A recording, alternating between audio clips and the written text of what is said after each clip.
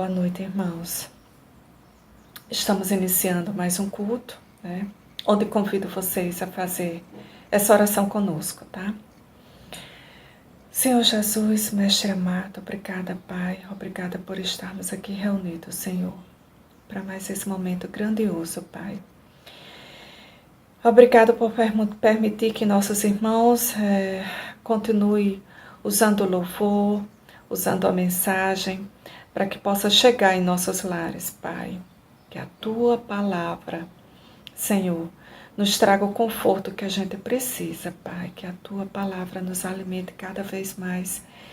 E que a gente possa, Pai, saber atravessar cada tribulação, Senhor. Sabemos que dias bons e ruins virão. E eu não posso aqui, nesse momento, deixar de lembrar e pedir pela família de Cleide, Pai. Nossa irmã, que nesse momento atravessa um momento doloroso, Pai, de perda do irmão querido. Que o Senhor Deus possa confortar a família dela. Então aproveita e quero colocar, Pai, aqui também todas as famílias que estão perdendo entes queridos, todas as famílias, Pai, que estão com familiares acometidos com alguma doença, Pai. Como também os agradecimentos, que sabemos que são muitos também, Pai. Que o Senhor Deus possa trazer o alimento que a gente precisa, Pai. Cada família tem algum pedido em especial, mas eu confio em Ti, que o Senhor sabe, Pai, qual a necessidade de cada um que está aqui assistindo o Teu culto. Mesmo que não esteja assistindo, o Senhor sabe, Senhor, qual a necessidade de cada filho Teu. Te peço, te clamo, Pai, que o Senhor Deus possa nos ajudar a saber enfrentar, Senhor, tudo que possa vir em nossas vidas, porque o Senhor é Deus. E a gente tem que entender, Pai, que o Senhor está no controle de tudo, de absolutamente tudo. Que o Senhor Deus possa nos transformar dia a dia. Que o Senhor possa nos aproximar cada vez mais de Ti, Pai. É isso que te peço, te clamo, Senhor, em nome de Jesus. Que esse culto seja abençoado, Pai. Amém. Boa noite.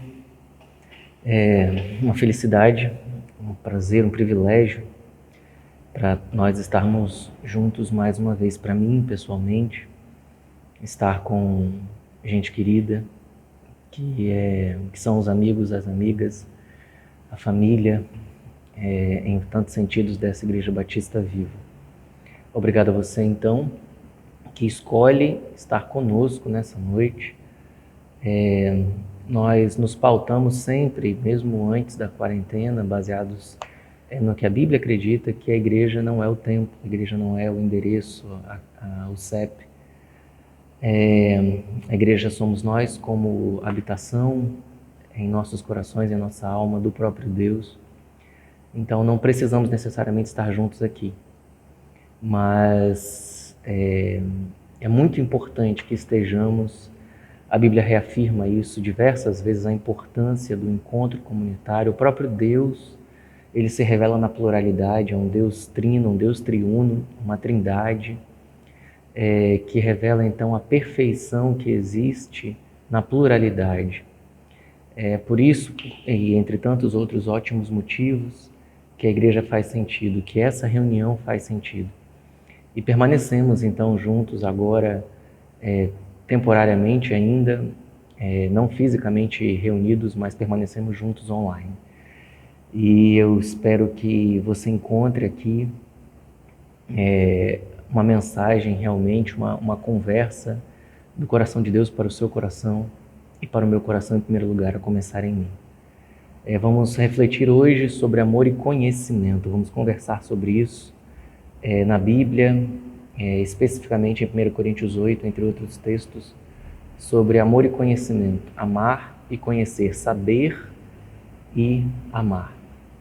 Eu espero que você realmente termine esta jornada que teremos nesta noite um pouco mais perto de Deus, de Jesus, que o Espírito Santo realmente encontre o caminho certo do seu coração. Que Deus nos abençoe.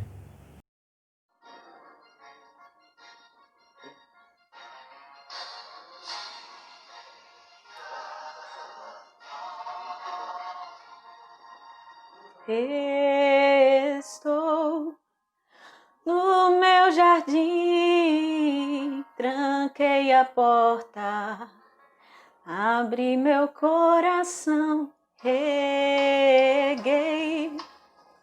minhas raízes com minhas lágrimas, gotas de adoração. Senhor, não quero que os meus olhos percam o brilho do primeiro amor por ti. Não quero que em mim se perca o desejo de te adorar. Vem, Senhor, e me resgata todos os dias só pra te adorar. Quero ser teu bom perfume, primeira essência, teu jardim particular.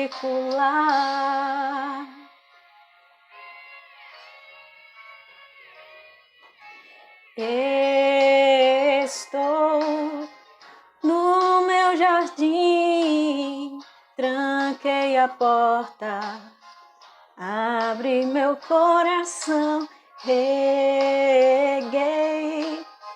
minhas raízes com minhas lágrimas, gotas de adoração. Senhor, não quero que os meus olhos percam o brilho do primeiro amor por ti. Não quero que em mim se perca o desejo de te adorar. Vem, Senhor, e me resgata todos os dias só pra te adorar. Quero ser teu bom perfume, primeira essência, teu jardim particular. Te adoro.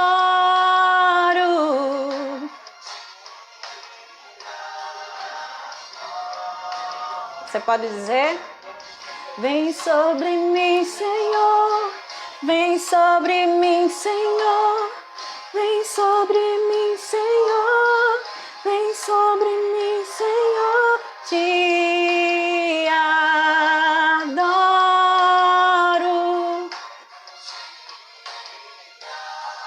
E onde você está, você pode adorar o Senhor. Vem, Senhor, e me resgata todos os dias só pra te adorar. Quero ser teu bom perfume, primeira essência, teu jardim particular. Teu jardim particular.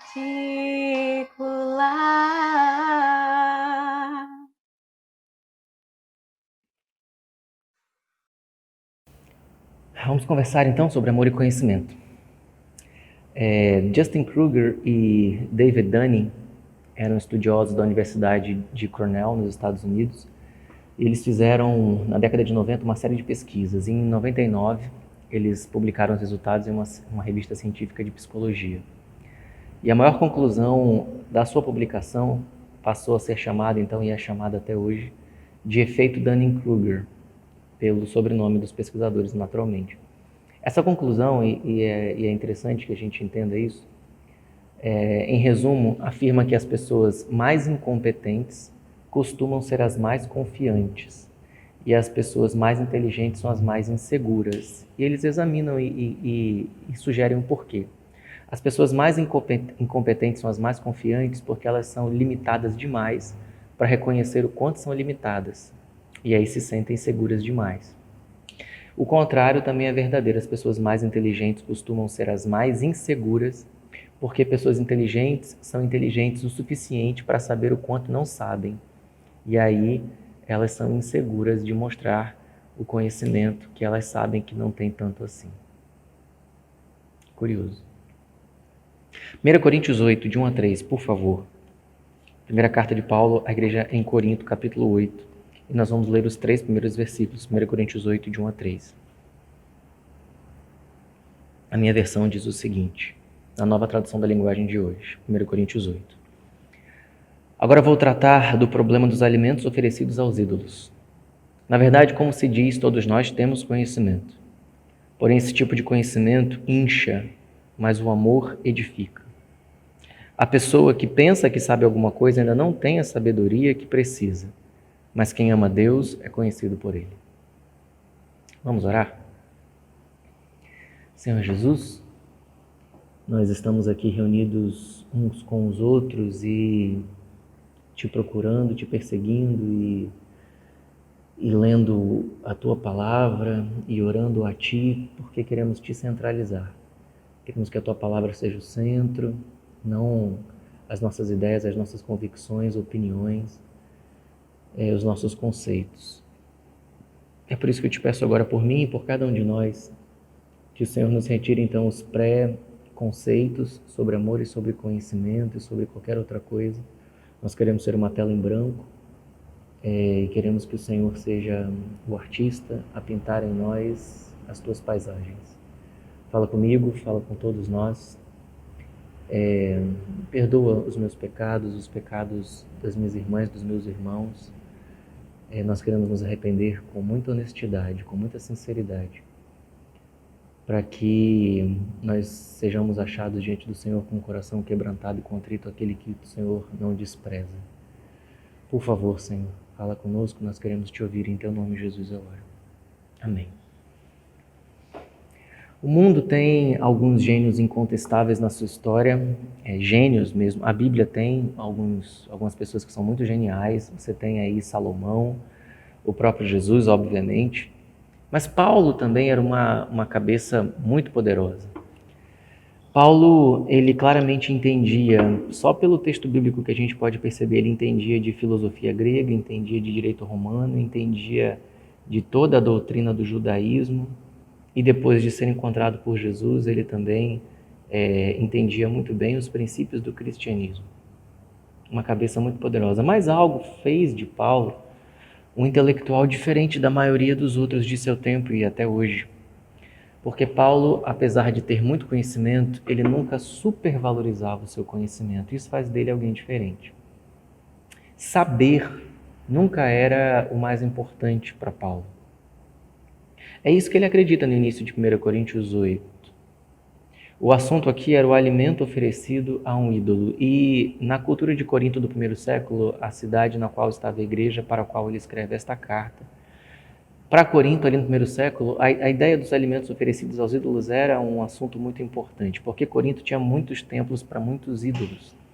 Corinto tinha templos para Ártemis, para Atena, para Zeus, para Ísis, para Sérapis, para Hélios, para Netuno, para Hera, para Héracles, para Hermes, para Otávia, para Esculápio, vários templos para Apolo e um templo de todos os deuses. E em todos ou quase todos eles havia sacrifícios de animais. Um animal era oferecido no altar, parte da carne ficava com os sacerdotes, parte ia para os adoradores.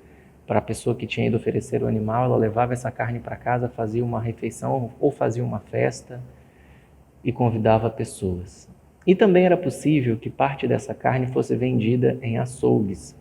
O próprio adorador que tinha levado o animal poderia depois querer algum dinheiro com isso e deixar a sua parte da carne em um açougue. Isso gerava tensão nos cristãos daquela cidade de Corinto, porque algumas questões começavam a surgir. E se um cristão fosse convidado para uma festa na casa de alguém que servisse o pedaço de carne que tinha sido oferecido ali no templo de outros deuses? Se um cristão fosse convidado para essa casa, para essa refeição com uma carne oferecida a um ídolo, ele poderia aceitar esse convite, ele poderia comer essa carne? E aliás, se o açougue mais perto da casa do cristão vendesse carne que foi oferecida no templo, Ele ia poder comprar naquele açougue, ele ia poder comer aquela carne. Como ele ia saber que carne tinha sido oferecida ou não, aliás? Paulo é direto. Ele diz: o saber ensoberbece, mas o amor edifica, na Almeida Revista Atualizada. Ou a ciência incha, mas o amor edifica, na Almeida Revista e Corrigida. É direta a resposta de Paulo. O conhecimento tem o poder de inchar e o amor tem o poder de edificar. O conhecimento incha, o amor edifica. É um princípio simples e é um princípio poderoso de Paulo no assunto do amor e conhecimento.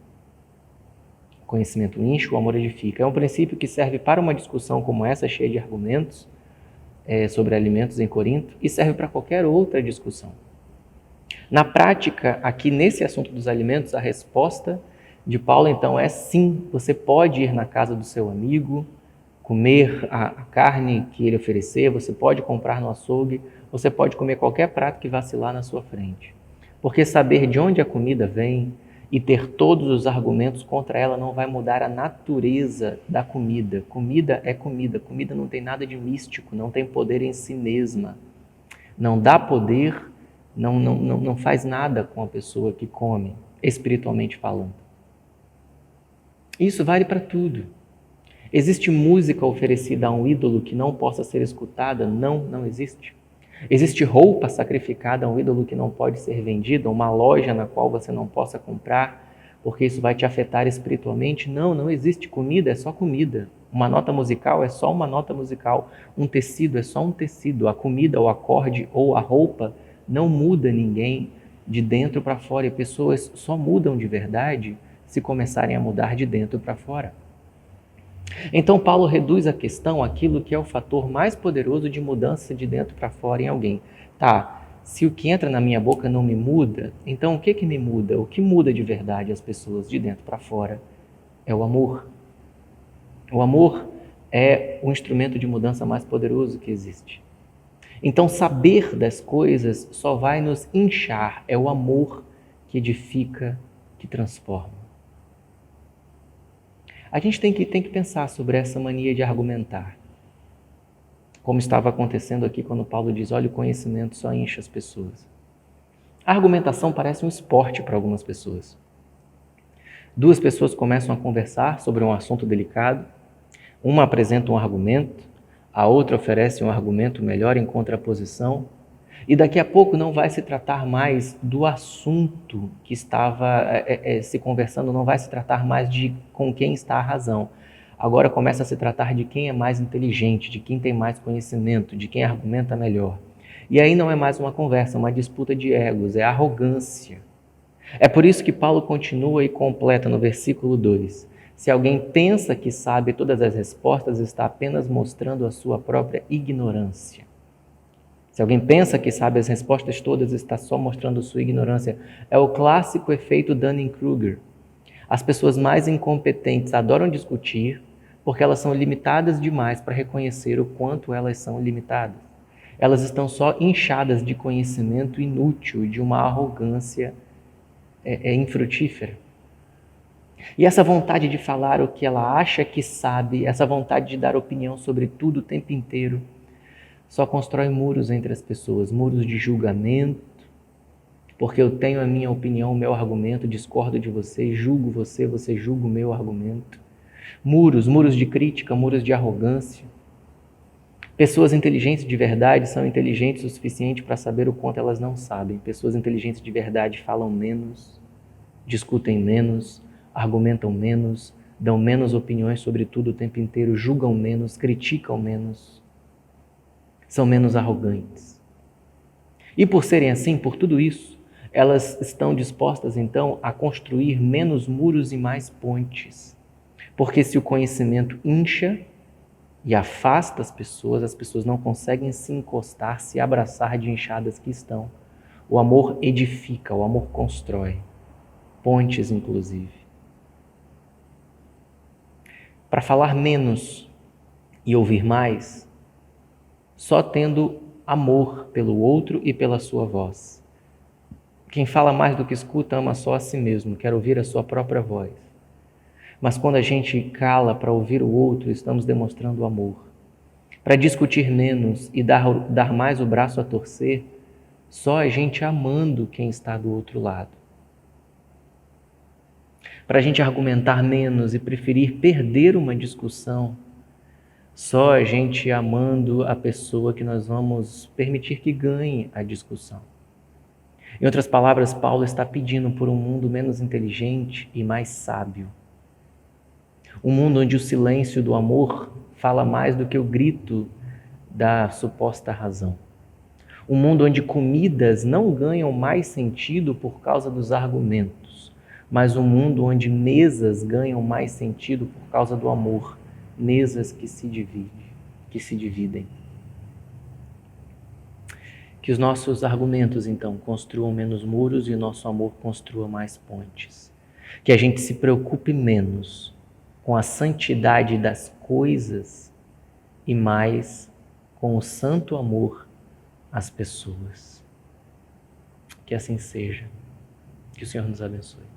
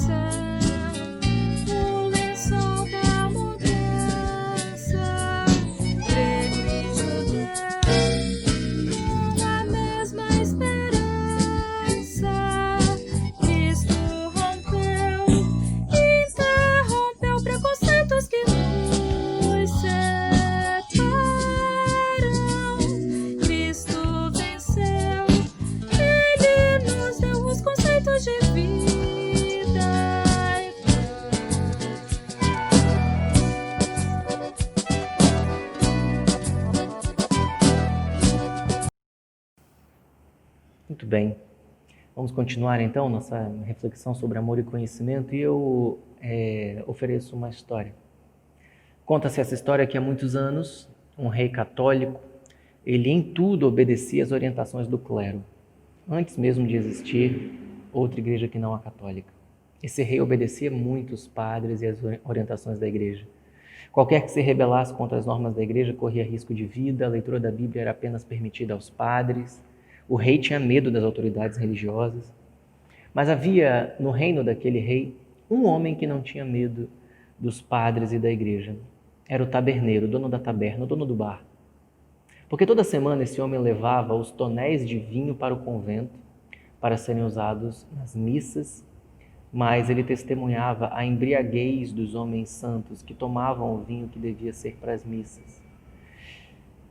E numa dessas idas ao convento, ele decepcionado e se aproveitando da embriaguez de todo mundo que estava ali, ele pega uma Bíblia escondido, leva para casa e lê. E ao ler a Bíblia, sua revolta com a malícia da igreja aumenta ainda mais. E esse taberneiro começa a reunir pessoas em sua casa, ensinar a Bíblia e deixar que as pessoas leiam a Bíblia. E logo se reúne mais gente em sua casa do que na missa. Isso desperta a atenção dos padres, que mandam o rei prender esse homem. E o taberneiro foi condenado à morte. Na praça da cidade, o rei mandou ler as acusações que o levaram para a forca, de que o homem teria quebrado as leis da igreja, portanto quebrado as leis de Deus, e feito isso diante de muitas testemunhas, o que era pior. E antes da forca apertar, o rei dá ao homem sua última defesa. O taberneiro, sábio, ele aproveita a oportunidade, ele diz que Jesus também tinha quebrado uma lei de Deus na frente de muitas testemunhas e por isso a acusação que estavam fazendo para ele próprio era injusta. Que lei foi essa? Perguntou o rei. Que Jesus quebrou, que lei de Deus foi essa?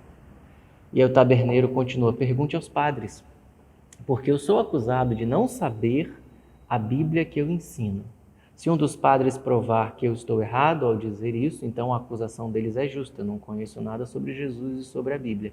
Mas se eu tiver razão, então eu conheço a Bíblia mais do que os padres e posso ser absolvido. Os padres, certos de que o homem estava louco em dizer que Jesus quebrou uma lei de Deus, eles passam a palavra de volta para ele, o taberneiro. E ele diz então, bem, Jesus andou sobre as águas para encontrar os seus discípulos e todos os discípulos viram Jesus andando sobre as águas.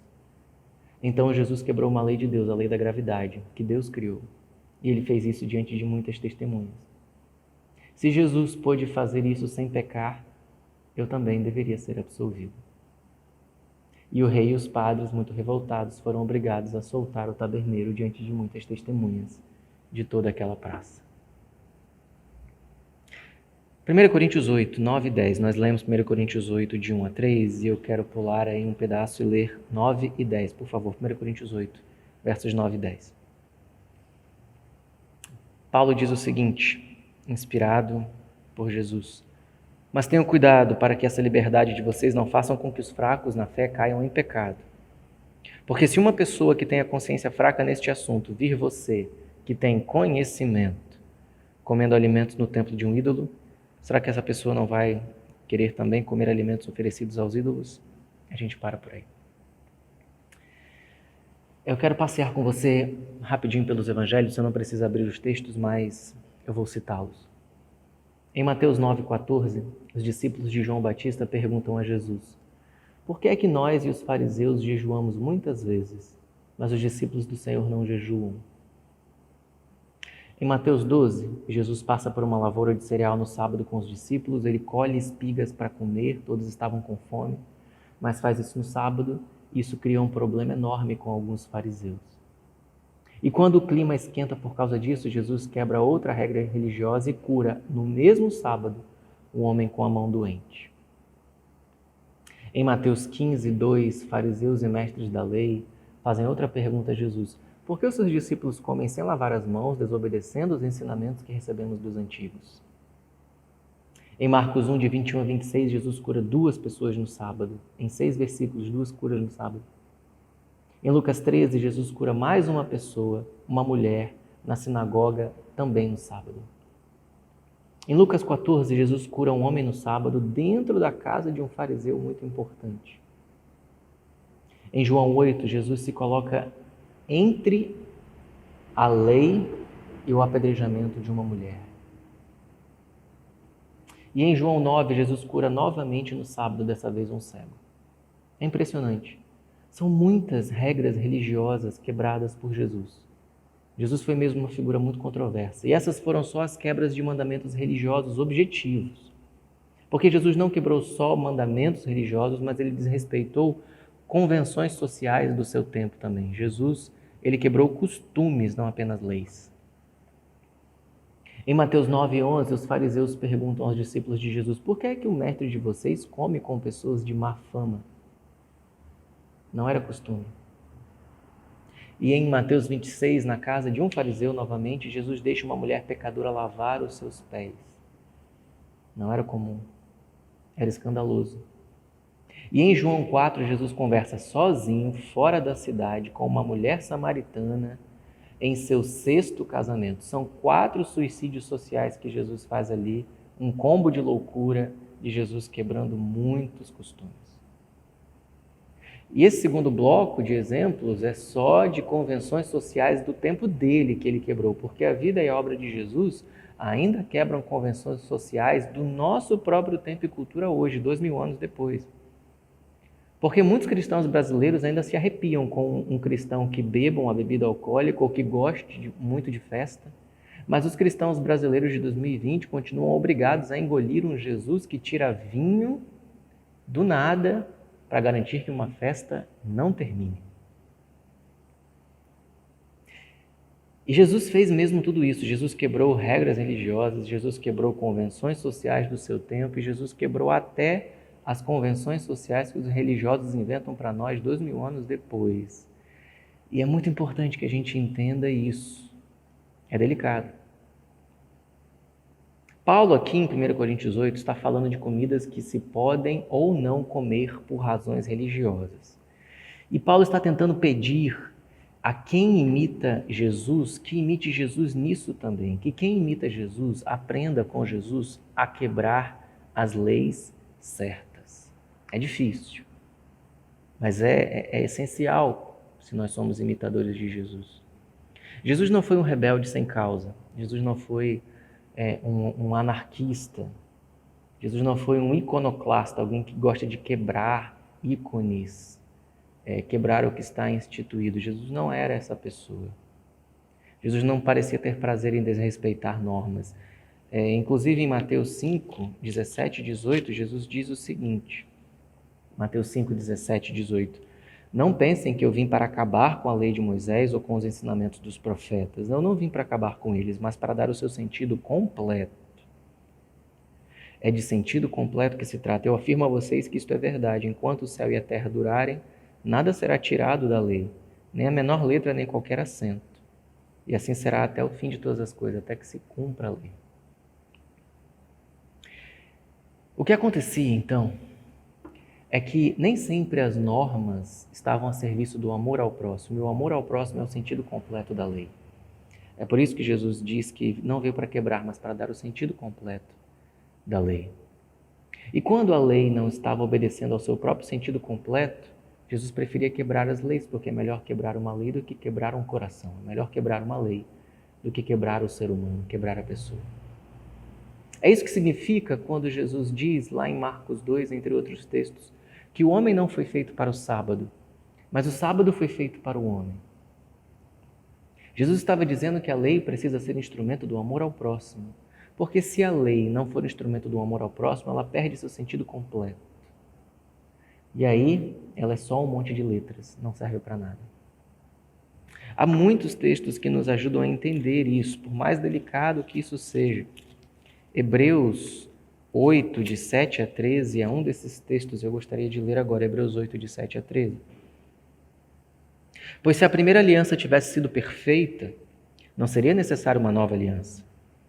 Mas Deus vê que o seu povo é culpado e diz, está chegando o tempo, diz o Senhor, em que farei uma nova aliança com o povo de Israel e com o povo de Judá. Essa aliança não será como aquela que eu fiz com os antepassados deles, no dia em que os peguei pela mão e os tirei da terra do Egito. Não foram fiéis à aliança que fiz com eles e por isso, diz o Senhor, eu os desprezei. Quando esse tempo chegar, diz o Senhor, farei com o povo de Israel esta aliança. Eu porei as minhas leis na mente deles e no coração deles as escreverei. Eu serei o Deus deles e eles serão o meu povo. Ninguém vai precisar ensinar o seu patrício nem o seu parente dizendo, procure conhecer o Senhor, porque todos me conhecerão, tanto as pessoas mais humildes como as mais importantes. Pois eu perdoarei os seus pecados e nunca mais lembrarei das suas maldades. E quando Deus fala da nova aliança, é porque ele já tornou velha a primeira. E o que está ficando velho e gasto vai desaparecer logo. Então, entenda, esse é o problema do legalismo. É abraçar cegamente a letra da lei e ignorar o seu verdadeiro espírito. E algumas vezes, para conseguir seguir o espírito da lei, é necessário quebrar a letra da lei. Como um vaso que precisa ser quebrado para que a gente consiga realmente alcançar o seu interior. 2 Coríntios 3, 5 e 6, mais uma vez, fala sobre isso e é outro texto que pode nos iluminar nesse assunto delicado, 2 Coríntios 3, 5-6. Em nós não há nada que nos permita afirmar que somos capazes de fazer algum trabalho, pois a nossa capacidade vem de Deus. É Ele quem nos torna capazes de servir a nova aliança, que tem como base não a lei escrita, mas o Espírito de Deus. Porque a letra escrita mata. A letra escrita mata, mas o Espírito de Deus dá a vida. A letra mata, mas o Espírito vivifica. Paulo entendeu isso, que em Jesus existe uma nova aliança que tem como base não a lei escrita, mas o Espírito de Deus. O Espírito da lei, aquele que dá a vida quando a letra mata. Jesus disse algumas palavras na cruz, a última delas foi tetelestai, que se costuma traduzir por está consumado. A última delas, a última palavra de Jesus na cruz, está consumado. E muitos estudiosos acreditam que Jesus estava falando da lei ali, a lei está consumada. Romanos 10,4 diz o seguinte, Romanos 10,4, porque com Cristo a lei chegou ao fim, e assim os que creem é que são aceitos por Deus. A lei chegou ao fim, está consumado. E agora os que creem são os que são aceitos por Deus, não os que obedecem à lei. Está consumado então porque Jesus deu à lei o seu cumprimento completo. Acabou, a lei está cumprida. Tetelestai é a ideia de estar pago, uma conta, uma dívida que já está paga e não precisa mais ser paga novamente. Então eu sou salvo para obedecer à lei, eu não sou salvo porque eu obedeci à lei. Quanto mais eu tento ser salvo pela obediência aos mandamentos, mais perdido eu pareço, porque mais eu vejo pela lei que eu sou um transgressor, eu sou um pecador. A lei, ela só mostra o erro, ela mostra o problema. É Jesus quem mostra a solução para o problema. E Gálatas 5, 13 e 14 explica isso muito bem. Gálatas 5, 13 e 14. Porém, vocês, irmãos, foram chamados para serem livres, mas não deixem que essa liberdade se torne uma desculpa para permitir que a natureza humana domine vocês. Pelo contrário, que o amor faça com que vocês sirvam uns aos outros, pois a lei inteira se resume em um mandamento só: ame os outros como você ama a você mesmo. Então, vocês foram chamados para serem livres, é o que o texto diz. Livres da neurose de obedecer perfeitamente os 613 mandamentos elaborados, inventados pelos judeus. Não, vocês não precisam dessa neurose. Veja o que diz Mateus 23, de 1 a 4. O que Jesus diz sobre os mandamentos neuróticos, paranoicos dos fariseus. Mateus 23, a partir do versículo 1. Então Jesus falou à multidão e aos seus discípulos e disse: os mestres da lei e os fariseus têm autoridade para explicar a lei de Moisés. Por isso, vocês devem obedecer e seguir tudo o que eles dizem.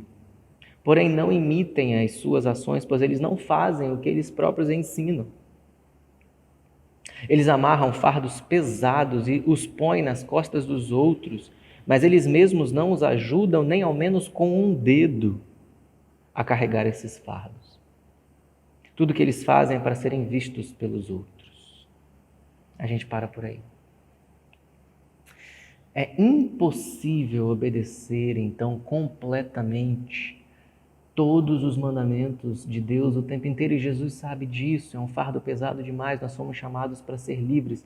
Nós só não podemos usar essa ideia de liberdade para fazer tudo o que vier à nossa cabeça.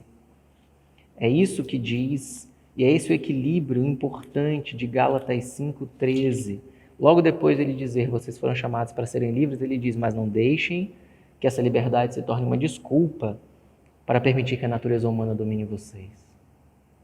Somos livres, mas não podemos usar essa liberdade como desculpa para fazer o que não podemos fazer, o que não devemos fazer, o que não é bom para nós e para os outros. Nós imitamos Jesus. Nós talvez nunca precisemos ou sejamos capazes de quebrar a lei da gravidade como ele, mas nós provavelmente vamos precisar quebrar outras leis. Nós não podemos ser rebeldes sem causa, Jesus não foi, não podemos ser anarquistas, Jesus não foi, não podemos ser iconoclastas, Jesus não foi, não temos prazer em desrespeitar normas, Jesus não tinha. mas nós lemos por trás das palavras a intenção verdadeira, o Espírito. Nós não queremos ser mortos pela letra, queremos ser vivificados pelo Espírito. E o que está por trás da letra é sempre o amor. O amor faça com que vocês sirvam uns aos outros, é o que diz Gálatas.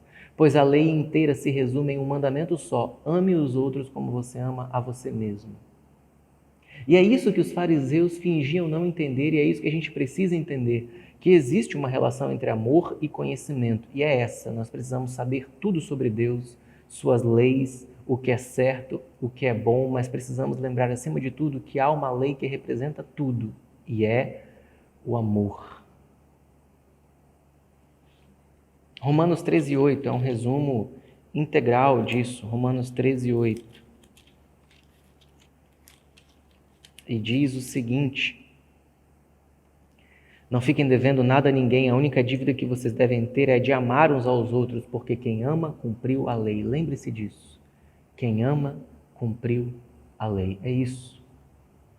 Eu lembro de uma história, de uma ilustração, ou um desafio, não sei, que pergunta: você está em um lugar, você precisa acender um ponto de fogo. Você tem apenas um fósforo e você tem uma vela e uma lareira. E o que você vai acender primeiro? É o desafio. E as pessoas geralmente respondem a vela ou a lareira, mas o detalhe está no fato de que você precisa acender o fósforo primeiro para que você acenda a vela ou a lareira ou qualquer outra coisa. Parece ser mais ou menos essa a ideia. Todos os outros mandamentos são desdobramentos do amor. Quem ama cumpriu a lei. Nós precisamos amar em primeiro lugar, antes de qualquer outra coisa, e interpretar todos os outros mandamentos à luz do amor. Paulo sabia que a questão da comida era um símbolo disso. Pedro também entendeu esse símbolo em uma visão quando ele ouviu de Deus que não existem animais impuros e todos os animais podem ser comidos. Isso era uma analogia de que não existem pessoas impuras, todas as pessoas merecem amor. Isso está lá em Atos 10. E Paulo é mais direto ainda. Ele diz: olha, não é esta ou aquela comida que vai fazer com que Deus nos aceite. Nós lemos isso em 1 Coríntios 8. Não é esta ou aquela comida que vai fazer com que Deus nos aceite. Nós não perderemos nada se nós não comermos e nós não ganharemos nada se nós comermos desse alimento. Mas tenham cuidado para que essa liberdade de vocês não façam com que os fracos na fé caiam em pecado. Tenham cuidado, cuidem do outro. Em outras palavras, amem ao próximo. Algumas escolhas na vida são mais delicadas que outras, é verdade.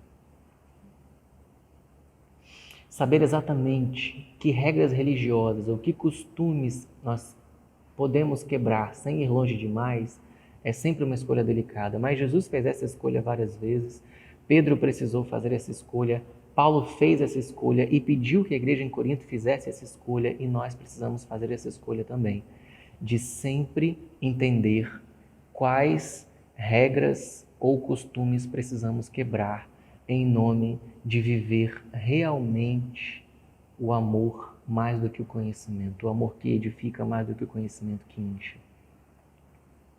Precisamos conhecer as regras, precisamos conhecer os costumes, precisamos ter conhecimento, mas nunca esquecer que o amor é o filtro essencial de tudo. Entre o amor e a lei, sempre o amor, porque quem ama, cumpriu a lei. Vamos orar? Jesus, obrigado pela Tua palavra, por falar conosco em nosso coração, em nossa mente, em nossa alma. Me ajuda a ser uma pessoa melhor todos os dias, mais parecida contigo, ajuda as minhas irmãs e os meus irmãos também.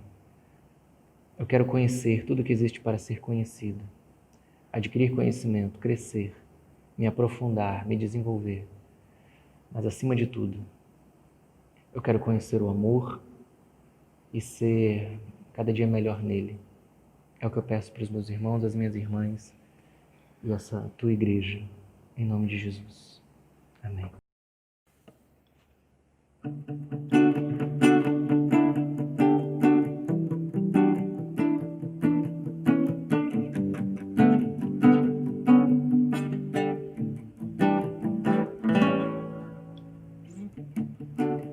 Eu sempre quis ser santo, quis ter maturidade em nome da verdade. A muitos eu feri, busquei entendimento, busquei profundidade, mas sem intimidade. Perdido eu vivi. Pra que sabedoria se eu não tiver amor? Se eu não tiver amor, e pra que o dom de profecia se eu não tiver amor? Se eu não tiver amor, Senhor, eu quero te servir, tua glória contemplar, tua glória contemplar. Senhor, preciso refletir, bondade partilhar, bondade partilhar.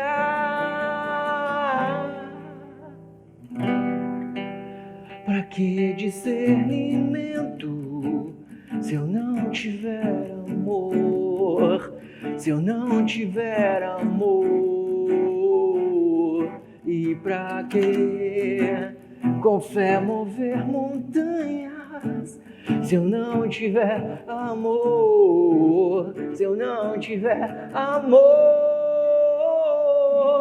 Senhor, eu quero te servir, tua glória contemplar, tua glória contemplar.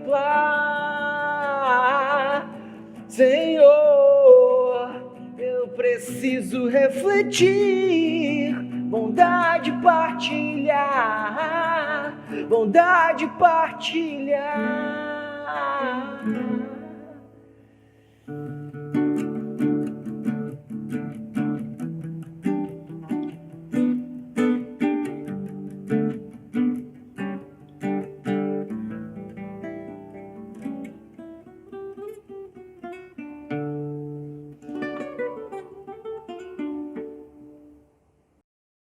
Oremos. Senhor Deus, nosso Pai, muito obrigado por essa palavra enriquecedora, muito obrigado por esses louvores que agora ouvimos, Senhor. Continua conosco durante toda essa semana, Senhor. Que nós não esqueçamos, Senhor, das tuas benesses, que nós não esqueçamos dos teus favores, Senhor, e principalmente, meu Pai, que nós não esqueçamos que essa jornada é para o resto da vida e da eternidade. Esteja conosco sempre e unicamente em nome do Senhor Jesus Cristo. Amém? Então é isso, chegamos ao final de mais um encontro. Eu espero que tenha sido tão bom para você, como sempre é para mim. Esteja conosco no próximo domingo, também às 18 horas, se Deus quiser, em nossas aulas durante a semana e em nosso grupo, sempre dividindo a vida conosco. Vamos orar? Possa o Deus de todo amor, o Cristo de toda graça e o Espírito Santo de toda a consolação ser com esta Igreja Batista Viva, com Cleide, com Randy, com Julie, com sua família, com todos os que sofrem, inclusive nessa pandemia, e com todo o povo de Deus por toda a terra hoje, até a volta de Jesus, e pela eternidade com o Pai uns com os outros. Amém. Amém.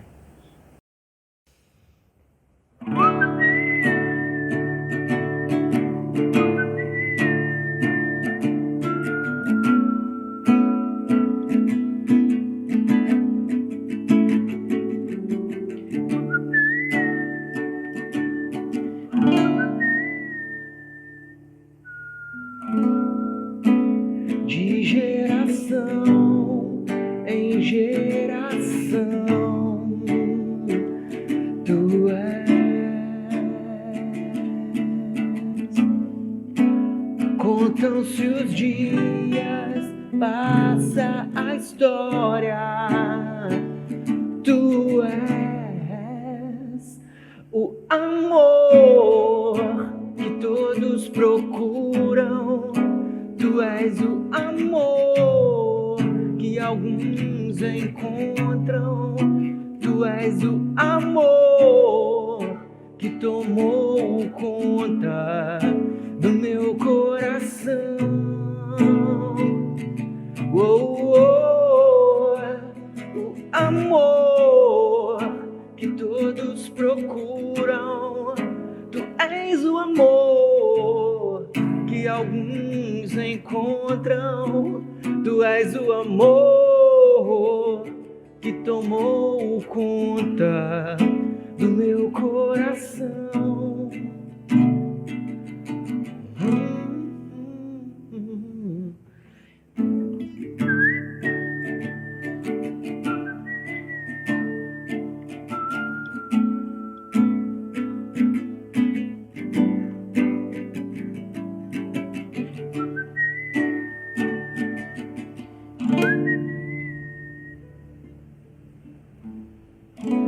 De geração em geração, tu és. Morrem os reis, nascem os príncipes. Tu és o amor que todos procuram. Tu és o amor que alguns encontram.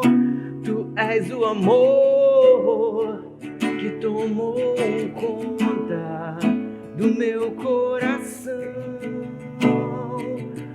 Oh, oh, o amor que todos procuram. Tu és o amor que alguns encontram. Tu és o amor que tomou conta do meu coração. Yeah.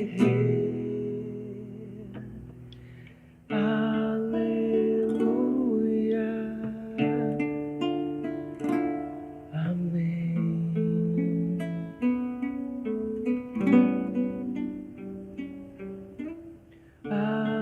Aleluia.